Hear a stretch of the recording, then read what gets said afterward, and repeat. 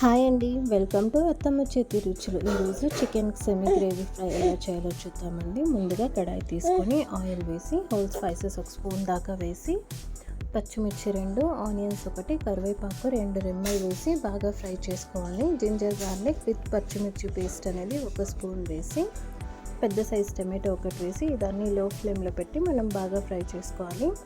మొత్తం ఫ్రై అయిన తర్వాత ఇందులోకి గుప్పెడంత పుదీనా వేసి బాగా ఫ్రై చేసుకోవాలండి.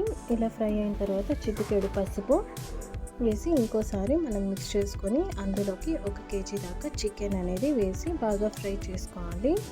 సో ఇలా చికెన్ అనేది వేసి మనం బాగా మిక్స్ చేసుకొని టేస్ట్కి సరిపడా సాల్ట్ వేసి మిక్స్ చేసుకోవాలండి. ఇలా సాల్ట్ పసుపు స్టార్టింగ్లో వేయడం వల్ల చికెన్ అనేది బాగా ఉడికి టేస్ట్ అనేది చికెన్కి పట్టి ఎలాంటి పచ్చి వాసన లేకుండా మసాలాస్ మొత్తం చికెన్కి పట్టేలాగా ఫ్రై అవుతుంది.